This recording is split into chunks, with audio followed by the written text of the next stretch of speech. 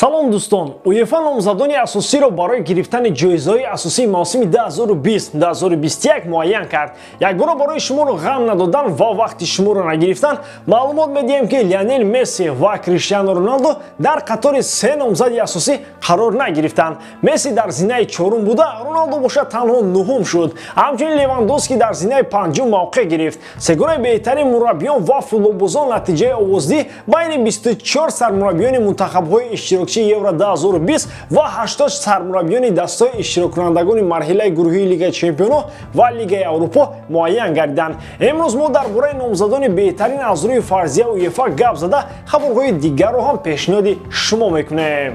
Мавсими нав оғоз гардид ва мо аллакай шоҳиди як қатор тоб рақобатҳо шудем. Ҳамаи ҷолибият дар пеш аст ва моро воқеаҳои шавқовари дигар интизоранд. Барои бозам ҷолибтар кардани тамошои онҳо метавонед ба 1x муроҷиат кунед. Онҷо ба ҳамаи бозиҳо коэффициентҳои баланд ва бонусҳои гуногун пешниҳод мекунанд. Ссилкаи бозӣ дар комментария. Имкониятро аз даст надиҳед.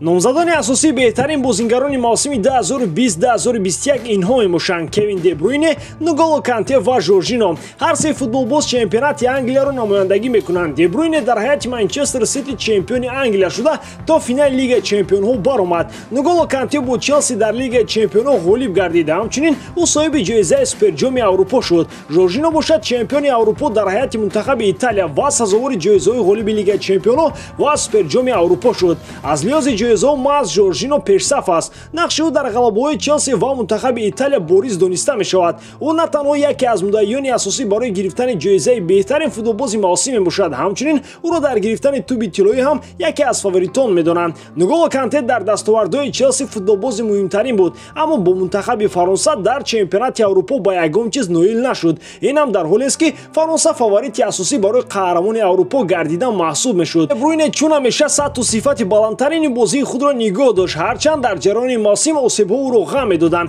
Ин барои дар қатори номзадони асосӣ қарор гирифтани ӯ монеа нашуд. Сегонаи беҳтаринҳо байни мураббиён инҳо шуданд: сармураббии мунтахаби Италия Роберто Манчини ва сармураббиёни дастаҳои Челси ва Манчестер Сити Томас Тухел ва Хосеп Гвардиола. Манчини Италияро қаҳрамони Аврупо кард. Маъз ӯро номзади асосӣ барои гирифтани ҷоизаи беҳтарин мураббии мавсим медонанд. Баъд аз набаромадани Италия ба ҷоми ҷаҳон, ӯ тими миллии ин кишварро қабул карда то чунин дараҷаҳои баланд расонд. Манчини Италияро куллан дигар сохт. Тими миллии ин кишвар бо як услуби зебо мунтахабҳои дигарро шикаст дода, дар ниҳояти кор қаҳрамони Аврупо шуд. Томас Тухел дар нимаи мавсим Челсиро қабул кард. Аз дастаи шаҳри Лондон бӯи умед кам меомад, аммо Тухел бо Челси аз сари роҳаш дастаҳоеро мисли Атлетико, Реал ва дар финал Манчестер Ситиро дур карда ғолиби Лигаи Чемпионҳо шуд. Номзади дигар Хосеп Гвардиола бо тағйиротҳои тактикаш ҳамагонро ба ҳайрат оварда Манчестер Ситиро бо фарқати калон аз дастаҳои дигар ғолиби Премер Лигаи Англия кард.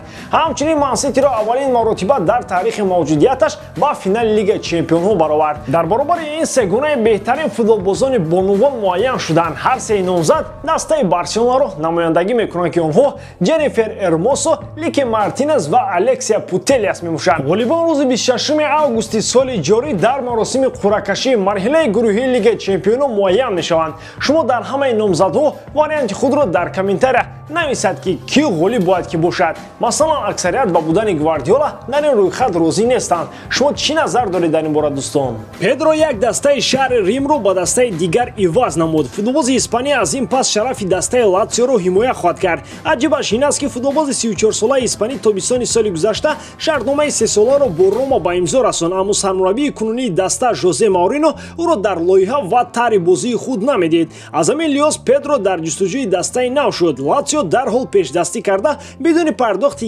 ягон маблағ Педроро ба сафи худ ҷалб намуд. Ин трансфер аҷоиботи таърихӣ ҳам дорад. Педро дар зарфи 40 соли охир аввалин футболбозе шуд ки аз Рома мустақиман ба Латсио гузашт. Ин ду даста рақибони азалӣ маҳсуб мешаванд. Трансфери охирини мустақим байни дастаҳо ба соли 1981 рост меояд. Он замон Карло Перроне аз Латсио ба Рома гузашт, аммо баъди як сол ба дастаи қаблияш баргашт. Дар баробари ин футболбозоне буданд ки шарафи ҳардуи дастаро ҳимоя мекарданд, аммо дар мобайн онҳо сараввал ба муддати муайяни вақте дар дастаҳои дигар бозӣ мекарданд.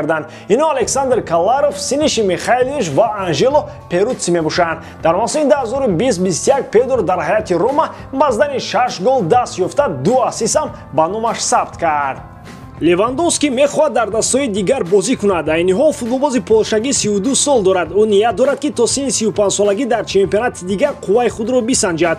Левандовски дар Бавария хушҳол аст ва ҳамаи чиз ӯро қаноатманд мекунад. Аммо гап сари он аст ки ӯ маззаи чемпионатҳои дигарро начашидааст. Солҳои дароз дар Бундеслига қарор дорад. Рекордҳои зиёдро шикаст. Қаҳрамони дар мусобиқаҳои дохилии Олмон дигар барои ҳамлагари полшагӣ муҳимияти худро аз даст доданд. Баъзе аз пойгоҳҳои хабарӣ маълумот медиҳанд ки Левандовски ҳатто метавонад дар ҳамин равзанаи трансферӣ аз Бавария равад. Дастаи шаҳри Мюнхен ният дорад ки Левандовскиро то анҷоми муҳлати шартномааш дар даста нигоҳ дорад. Шартномаи кунунии ҳамлагари 32 сола то соли 2023 амал мекунад. Левандовски аз чунин сиёсати пешгирифтаи Бавария нисбати худаш норозӣ аст, аммо намехоҳад изҳори норозигиашро баён намояд. Футболбози 32 сола бо роҳбарият ва мухлисони Бавария муносибати беҳтарини дӯстона дорад.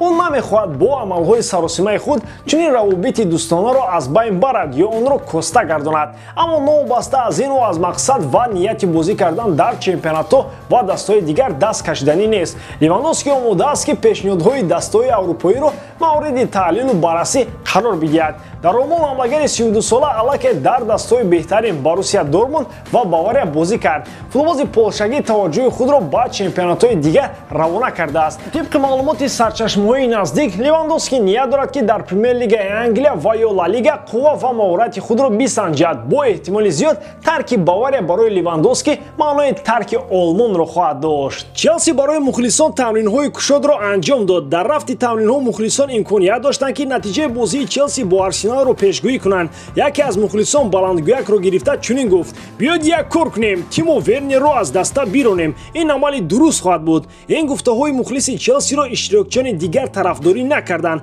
Баръакс, эътирозот нисбати худи ин шахс бештар шуданд. Ҳатто яке аз иштирокчиён ки хонуми солҳои миёна буд, аз ҷо бархеста бо қару ғазаб ба тарафи ин ҷавон додгӯён ишора мекард ки худи ӯ аз Челси равад ва дигар мухлиси даста набошад. Тимо Вернер мавсими гузашта аз дастаи Лейпциг ба Челси гузашт. Ӯ бисёртар бо иштибоҳҳои худ ном баровард. Аз мавқеҳо қулайтарин тӯбро ба дарвоза ворид намекард ва ин боиси қару ғазаби тарафдорони дастаи шаҳри Лондон мешуд. Вале новобаста аз ин чи Лемпар ва чи Тухел ҳамеша ӯро дар ҳайати асосӣ ҷо медоданд. Наздани голҳоро Тимо Вернер бо заҳмату талош ва амалҳои фоиданокаш ҷуброн мекард. Дилхоҳ намояндаи Челси хо роҳбарият бошад, хо бозингар муҳимияти ин футболбозро ишора мекарданд. Ба ҳамин тавон дӯстон, боварӣ дорам ки эҷодкории ман ба шумо писанд меояд. Лайк, комментария ва дар канал обуна шуданро аз ёд набароред. Бо шумо буд Муҳаммад Гаиров. Хай дар паноҳи Аллоҳ.